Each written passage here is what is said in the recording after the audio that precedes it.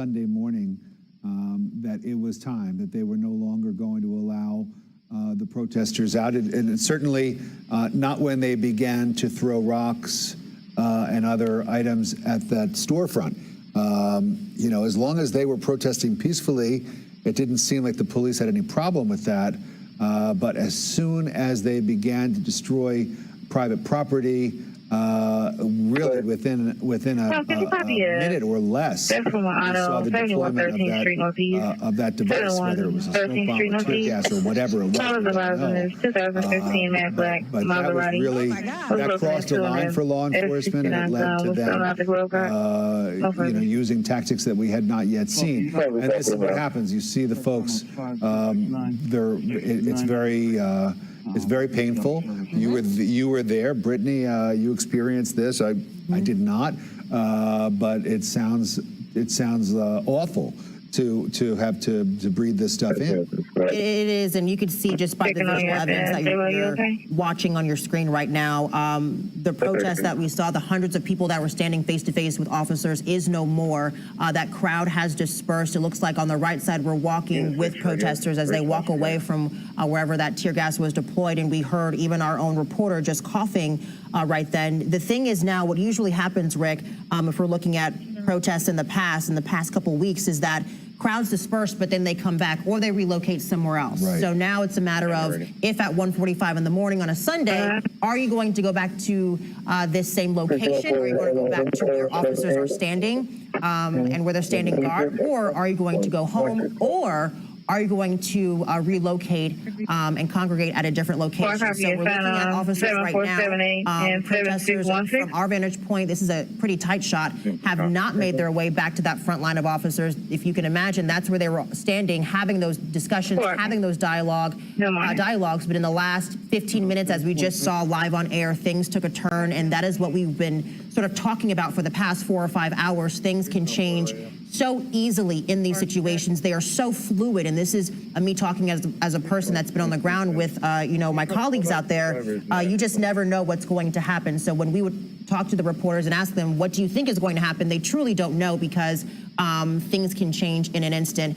This is a live look on the left-hand side of our GDOT camera. It looks like I-75-85 northbound at University Avenue. This is the scene where protesters actually shut down. I know it seems like a long time ago, but around 9 o'clock today, since we first went on air live, protesters went onto the highway and shut it down. They were standing in a straight line. No cars could get through. More protesters, you know, filed in behind them, and they did that for about an hour and a half before you know, officers moved in, advancing towards them with their shields that we see them with now, with their helmets that, again, they are wearing now, and moving towards those protesters.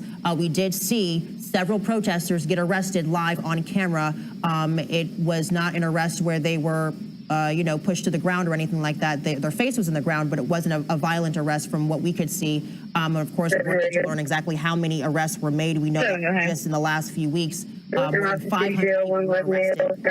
protesters were arrested, according to Atlanta police. So that number, of course, has since grown because of tonight's arrest. What you're looking at right now, it looks like a tent of some sort with protesters around it, yelling at men in uniform. We know that tear gas was just deployed, so protesters are scattered. Where will they go next is the big question. Hopefully one of our reporters on the ground can answer that question and let us know what they're seeing. Bobeth or Yasmina, can you fill us in?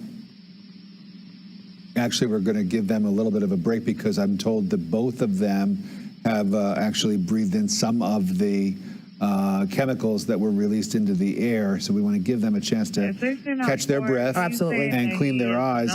But you're right. I mean, it's sort of like David and Goliath here. You see these protesters, you know, maybe a dozen or so of them on the right-hand side of your screen, sort of, you know, shouting into the wind in a way, shouting at these members at that tactical vehicle. And the law enforcement officers, the SWAT members, or whoever it is, they are adamant to keep these protests going, even as we continue to see a number of other people disperse and go, perhaps go home or go in another direction. You know, one of the things that we saw, Brittany, in the protests that you were covering a couple of weeks back was the ability that the police had not just to disperse the crowds initially with a tear gas or something, but to also then do a sweep of the streets, almost like a grid going up and down literally every single street to make sure that any protesters who may have tried to you know, sort of hide out and wait for things to die down so that they could come back out.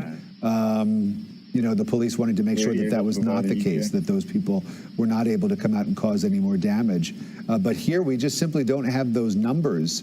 We don't have, I mean, there's certainly a lot of law enforcement out there, but not what we saw a couple of weeks ago. And like I said, the National Guard is not there as well. And they provided a big boost, you know, not just tactically, but also just in terms of, you know, sheer intimidation factor, I guess. If you were a protester out in the street looking to cause trouble, and all of a sudden you see, you know, you see all of those men and women in uniform coming at you, you know, it might cause you to think twice before going ahead and doing anything. But things do seem to have calmed down a bit as we come up on about 10 minutes before 2 a.m. Sunday morning. It's been a long night. Saturday was a long day for the protesters. Also a day in which we saw and learned of the resignation of longtime Atlanta Police Department Chief Erica Shields, who stepped down from her position after many years with the department. Over 20 years plus with the department. She has resigned her position. But that, you know, not enough as far as these protesters. That West Peachtree and stuff. If it's not West Peachtree and stuff, it's not West Peachtree and stuff. Gas stations that are nearby. Going inside, and we don't know exactly what we're looking at because it's obviously there's a lot in our way. But if this is similar to what we have seen in the past, perhaps there is some looting going on. Again, we hope that's not the case, but it looks like it may be. Right, they are inside the store. We see several people. We just saw a person try to throw a rock. There he goes again at the window or the door of that store. We're working to learn what store this is and where this store is. If producers can work to get that information just to give a reference point. But more people are descending upon this store as some people are inside, some people are outside, now throwing rocks repeatedly. Looks like he's going to continue to pick up and throw that rock until that window and that glass breaks. So, of course, we're going to hang on this shot so we can see what develops and what happens. This is 24 plus hours of protests here in Atlanta. This is the turn that it has taken. We've been talking about this all night. We didn't see it up until now at 2 a.m. Sunday morning. This is the food mart, it looks like. I'm looking at the Texaco station just by the Wendy's. If we can go back to that shot just so we can see what's happening. But we saw some people trying to break into here we go. Right, here we go with the officers in riot gear. This is a scene that we've seen over and over again when those buildings begin to get vandalized. Officers come out in that show of force, Rick, that you were talking about. They have their bats, their batons, they have their face shields and their gas masks, and they have what I'm assuming are zip ties on their waist, as they always carry those. So they are advancing towards the group of people who are in that area, some of which are trying to break into a building. Let's see where they go. Let's see where they're headed and what they do next. If we can zoom out a little bit. Oh, and look who's behind them. We have more officers, Atlanta police in different riot gear as they continue to move forward. And we're just going to continue to follow them. This is all developing at 1:53 in the morning. It was mainly peaceful up until this point. We did have a couple of fires that were set, but in terms of the interactions between police and protesters, it was peaceful. But we know that we had tear gas just a few minutes ago where even our reporters were impacted by that. And we saw people running and coughing and covering their mouths. And officers right now moving towards that convenience store at the Texaco, it looks like, as some people were outside throwing what seems to be a rock or some sort of hard object at the window or the door of that food mart. It looks like they were going to continue to throw it until that glass shattered. Officers, though, are not having it. They have moved closer to that store, and we're going to hang on this shot just so we can see exactly what they do next. Of course, we see their gas masks on. so we can connect the dots there and we know what has happened before. So right now it looks like they have that entire perimeter. If we're going by our images on our screen right now, we're going by our photographers on the ground.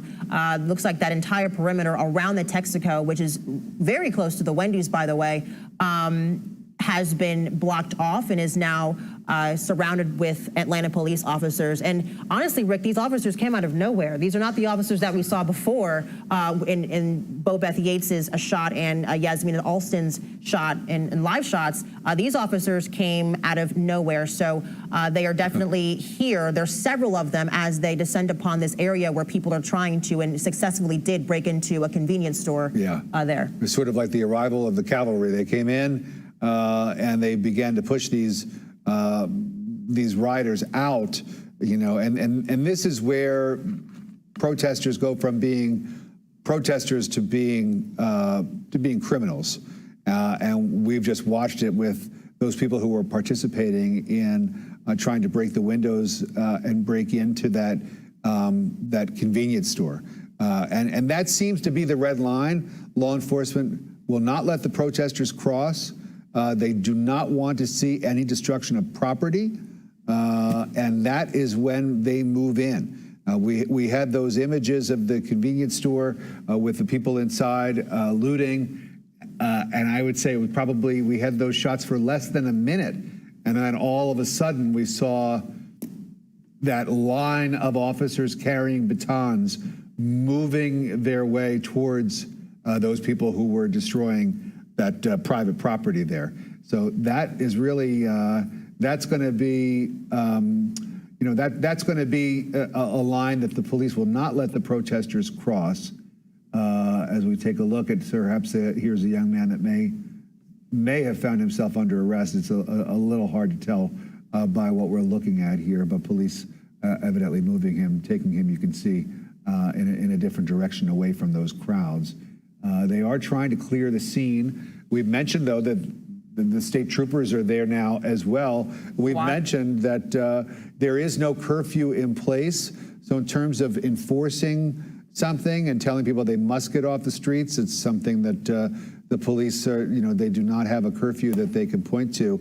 But clearly, as soon as someone begins to take part in the destruction of property, you know, that is against the law, and that gives these officers the opportunity to lawfully go in and get these people out of there.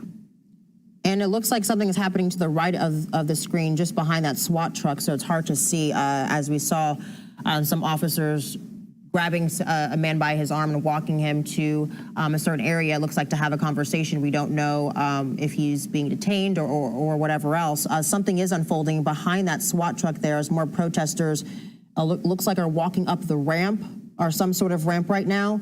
This is a pretty tight shot, so we're trying to get an idea of what's going on. It looks like some people are by that food mart or by a convenience store. More officers now descending upon this area. This is such a different area. Looks like we do have Bo Beth Yates. Is she ready? Bo Beth Yates on the left side of our screen is standing there. Bo Beth, what's going on? A lot has happened. What's going on? A lot has happened. Yeah, definitely it was. Like, when the chaos ensued and they started breaking into that store, they let out a tear gas. That plume was extremely strong, and folks started fleeing. We were overcome to a point where our throat, our eyes, everything was burning. And I think being under this overpass made it worse, and that plume just made everything kind of a little bit stronger.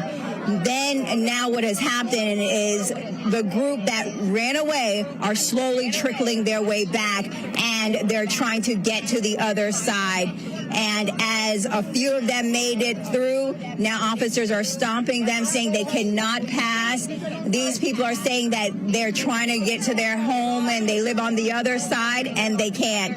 Now, also, we've also seen or heard officers get on the intercom saying, please disperse, go home now. You need to go home now, which makes us believe that they're about to let go another round of tear gas.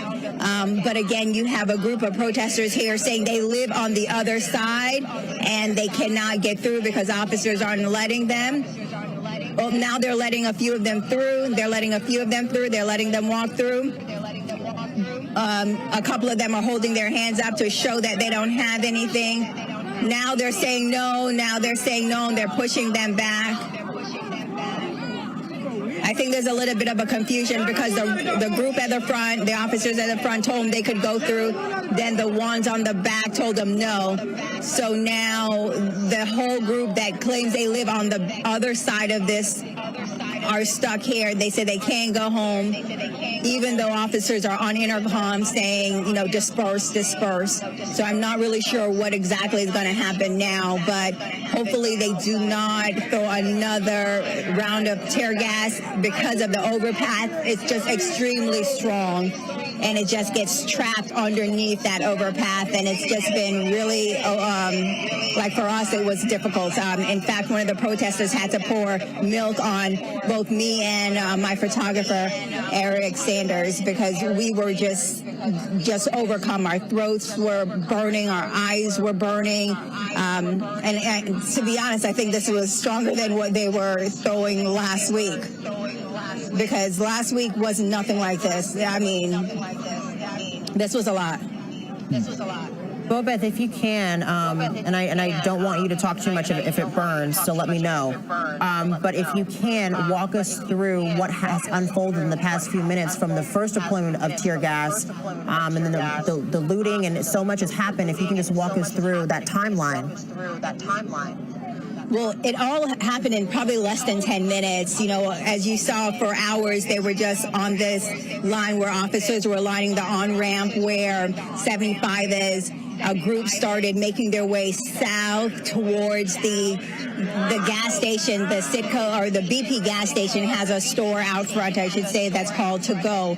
As protesters started throwing, I guess, rocks and breaking the glass and getting inside that store, then officers started to respond.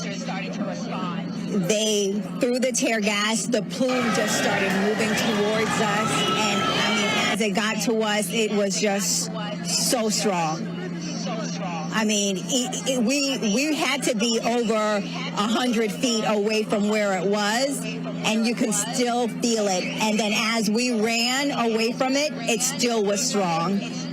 And going underneath the overpass, I think, just made it worse. Like, everything burned, your eyes, your throat. Like, I could not speak for a good moment.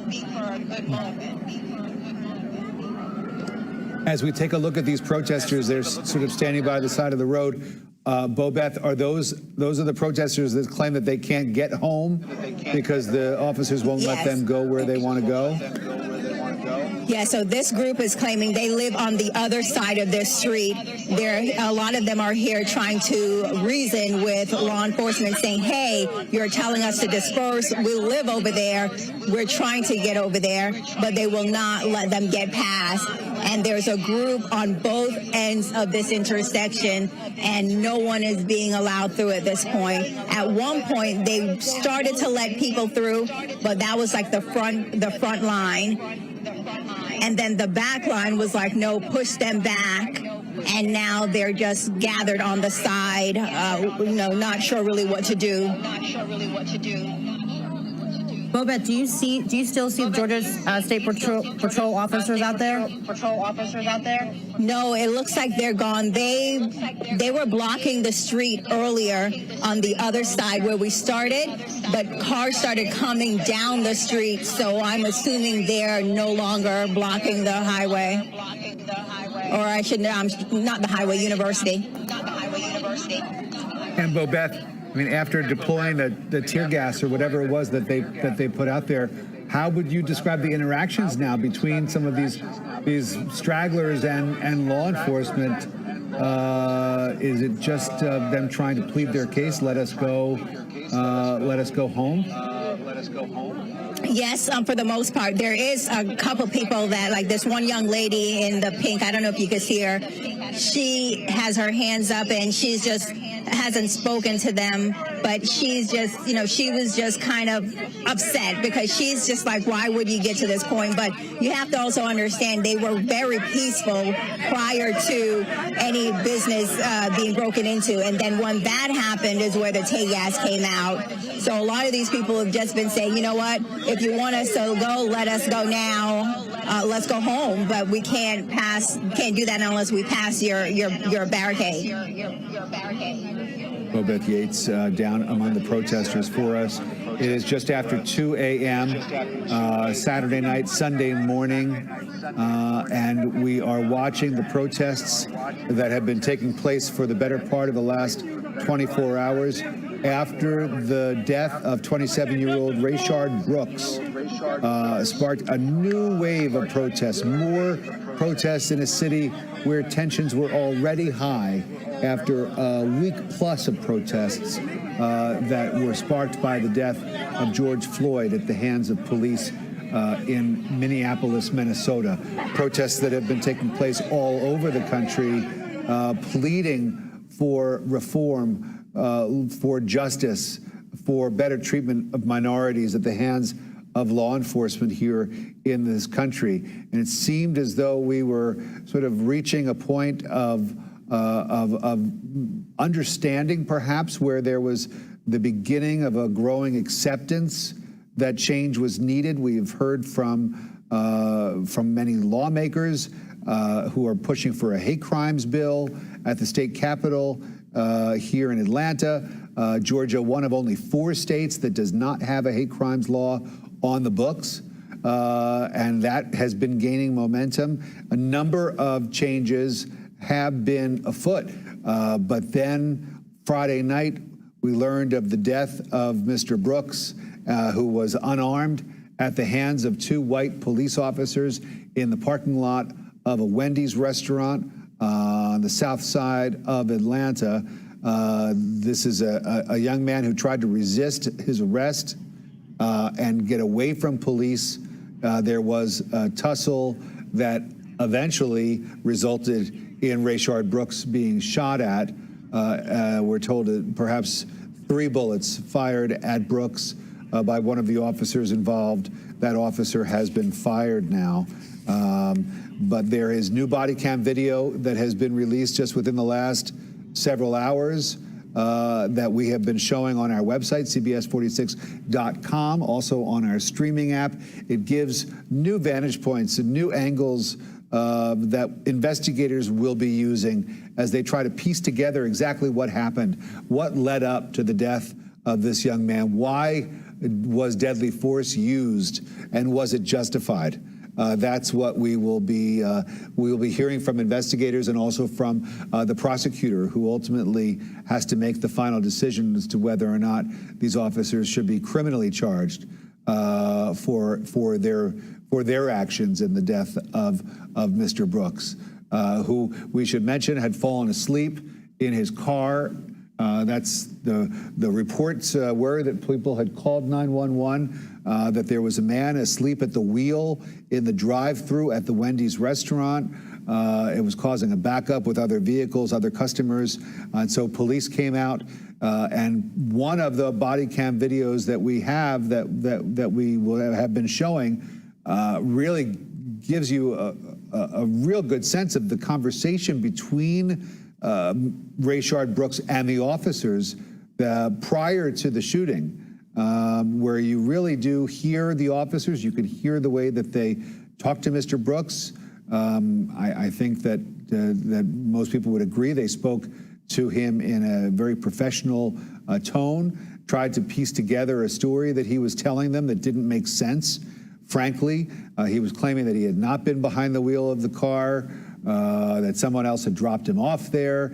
He didn't know where he was when officers tried to ask him where he was located. He gave several incorrect answers, didn't even know the county that he was in, thinking that he was someplace that he wasn't. So clearly there was something that was impairing Mr. Brooks's behavior, officers even giving him the opportunity to say whether he had any medical conditions or injuries or anything that might have been causing him to give these incorrect answers. And then he failed a field sobriety test. And that was when the officers decided that, as we take a look on the right-hand side of the screen, law enforcement at that overpass that we've been talking so much about. But that was when officers decided to cuff Mr. Brooks, and it was during that moment when they tried to apprehend him and cuff him with his hands behind his back that Brooks broke free from them. The scuffle between them took place. At some point, Brooks was able to get his hands on one of the officers' taser guns, and you can see in one of the videos that have been released as Brooks turns and tries to fire one of the tasers in the direction of the officers. You could see a spark, perhaps indicating that the gun did go off, the taser did go off, and then the fatal shots were fired by one of the police officers involved.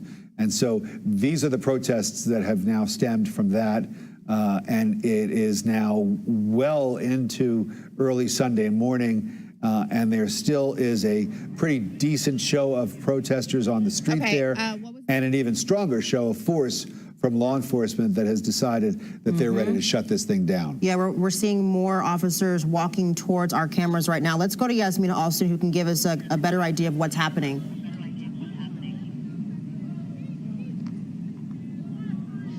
Yeah, Brittany, you can see that now police have moved into that area where we initially saw protesters. A lot happened in the last 30 minutes. There was tear gas, which was pretty bad. But the majority of the protesters that were here have been moved away from this area. I am still hearing some yelling, but for the most part, they've been cleared. Back to you guys. All right, Yasmina, and you really just see an overwhelming show of force. These are the officers with their shields moving through. We've seen law enforcement from a number of different agencies, that all of whom have responded to these protests.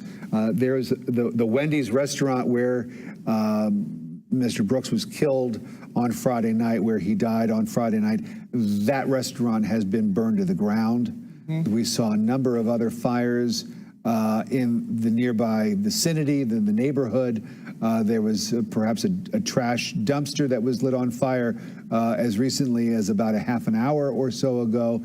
Tear gas was deployed once we saw the looting, once we saw the destruction of private property at a couple of gas stations there on the scene. That's when the police moved in and they released the tear gas. But here is a real clear shot. I don't know whether, Bobeth, you're able to hear us. We see you. I'm here. Okay, so what are we looking at? What is this? Describe it for us. This is a law enforcement. I'm not sure which one, but they're literally walking from under the overpass, and they're walking past, and they're literally moving officers and everyone, and they're telling everyone to move at the moment. We're literally guiding us as they kind of sandwich in the protesters in between the other line of officers, and you can hear them making noise as they walk and as they're walking by us. So they're stopping right now. There's only maybe a handful of protesters still out here, but the group has met the other group of protesters. Officers are in front of us right now. They're telling us we have to move. And as they walk right in, but right now they've literally come upon the other group of law enforcement, and no protesters are here at the moment. They're literally just lining the group, and as they make their way in, they're telling everyone that is still around they have to move. I want to say I only see maybe 5 protesters out here. And so you really have law enforcement lining with the other group of law enforcement. So, Bobeth, you see a couple of protesters to the left really sandwiched between these two lines of law enforcement here. Are these the only people that you see, just to double check, the only people that you see that are not law enforcement outside right now?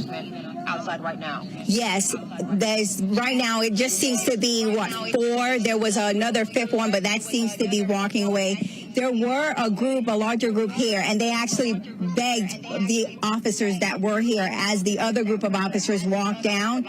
They were begging them, saying, "Hey, can you let us through?" And one of the officers broke line, came out, and escorted them on the back side of the officers that were lining the street as the other group marched down the street. So all of those protesters that were, saying, hey, we're trying to get to a car, we're trying to get home, they were escorted by what I believe is an Atlanta police officer to the other side. Now you just have the two group of law enforcement and just three protesters sandwiched in between. And it seems like those three are now being allowed to leave. Boba, do you know what they're saying to each other? Can you hear? Well, the protesters in the pink is saying that you told us we couldn't leave, so we were standing here, and now you have the other group yelling at us, telling us we need to leave. So we wanted to leave in the first place, and you didn't let us. But, you see one individual has her hands up just in case. But at this point, they were the last protesters here. You can see the line that was originally here now starting to break up a little bit. The new line of officers that started to march down, they're still in formation. I can't really make out what they just yelled, but they definitely seem like they're going to continue walking down the street, making sure there aren't any protesters just lingering around anywhere. And that's the sweep that Rick was talking about just a few minutes ago, that we see the tear gas deployed, we see them getting all the protesters out from a certain area, and then they do a sort of sweep through all of the streets, the main streets of the area, and then the side streets as well. This protest that has been going on since Friday night definitely has had so many ups and downs. We had moments of chaos and moments of calm, and this is a moment of calm right now as we empty these streets, empty the street of University Avenue. Several hours after this protest first started, we do not see a protester in sight, nothing but law enforcement, nothing but shields and batons. We have vests, and we also have those helmets as well as they move through those streets, and our protesters are told to leave, Rick. I'm just amazed, I think, at the professionalism of the police. This is what they train for. This is what they're supposed to do. And, we have not seen any kind of, violent confrontations between the police. We have not seen any of the officers need to use their batons or any of the other weapons that they have at their disposal. They have just simply been moving in the direction that they want to move in, trying to get the protesters to move in the direction they want the protesters to move in. And it really has been carried out in a way that I think has been very effective and very professional. And of course, this comes at a very difficult time for law enforcement here in the city of Atlanta, very difficult time for the Atlanta Police Department. The chief of that department has just stepped down, resigning on Saturday. There is an acting chief in place, but a lot of questions about exactly what is the future for the department. Where do they go from here? What will new leadership bring with them when they come on board, and they will. This is something that a lot of officers, they are human beings. And they are very upset. I mean, I have not been in touch with any law enforcement sources today, but I know from, talking to a lot of them over the last couple of weeks that, that they are very upset that there are bad apples in their ranks, officers that engage in the kinds of behavior that can sometimes lead to these kinds of protests. Now, whether or not the officers who were involved last night in the confrontation with Rayshard Brooks, whether or not they committed any crimes, we will have to wait and see. The district attorney in Fulton County will have the ultimate decision on whether or not to press criminal charges against these two officers, although we do know that one of them has already been fired. That's Officer Garrett Rolfe, who has been fired. We heard his voice. He was the one doing most of the talking with Rayshard Brooks when they initially confronted him and started asking him questions about, what he was doing there. That officer has been fired. Devin Bronson, the other officer, only a couple of years on the force, has been assigned administrative, basically desk duty, while this investigation is carried out by GBI. A lot of videotape to look at. We have the body cam video that we've just gotten over the last couple of hours that you can find on our website if you haven't had a chance to see it. It does not show the fatal shots, the firing of the fatal shots, but it shows what led up to it, including a breathalyzer test that we're told Rayshard Brooks failed, even though he claimed to have only had a drink. One margarita is what he told the police officer he had been drinking. The officer is very skeptical of that. And then here's where it all goes south. Watch this as they try to cuff him. He resists. The scuffle ends with the body cam falling off of the officer and pointing upwards, as you can see. But at some point, Rayshard Brooks gets a hold of one of the officer's taser guns and while running away, turns back to fire that taser gun in the direction of the officers, and that is when the fatal shots were fired, striking and killing Mr. Brooks. And so the question that people are raising, including the attorneys for the family, which is Chris Stewart and Justin Miller, they're wondering why any gunshots were fired for a non-lethal weapon, which is, in fact, a taser. And so that's the question so many people are raising. I don't want to lose sight of why people have come out to protest in the first place, not only in Atlanta, but really in major cities all across the country. It's because of what we saw with George Floyd. It's because of what we saw with Ahmaud Arbery. It's because of what we saw with Rayshard Brooks on Friday night. They say that they are tired of black men dying, and they are tired of black people dying, and they're tired of the injustices and the inequalities with the black community and anyone who is not black. So we're gonna look at this live picture right now just to get you up to speed as to what is happening live at 2:21 in the morning. It has been a long few days and a very early morning here as protests continue for maybe, what is it, Rick, 24, 25, 26 hours right now. Yeah. The scene has changed from mostly protesters. If you remember how many protesters had descended there upon that intersection and upon that street of University Avenue in front of the Wendy's, I think our reporter said at one point there were hundreds of protesters. Now it is all law enforcement as they walk throughout the streets. This is a live image right now of them doing that sweep that Rick was talking about. We've seen it in downtown Atlanta with protest after protest, week after week. As soon as they deploy that tear gas, as soon as they get every single protester out of that area, they walk the streets just to make sure they left no stone unturned and that there aren't any protesters that are still there. We're gonna head out to our crews that are still out there. They've been doing a great job all night. Bobeth Yates is still at the overpass that is by the highway. The scene is cleared, Bobeth, right? For the most part, yes. This street where you had all the protesters has been cleared. Right now, what we just learned was that group of law enforcement that was making their way down the street was from the Georgia Department of Corrections.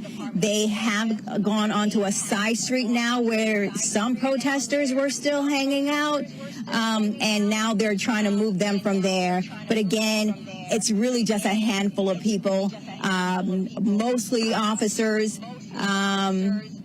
It seems like, I don't know if they just let off a tear gas or a firecracker, but they're approaching the protesters, and it's almost like a dead end because behind the protesters, it seems to be like just overgrown bushes and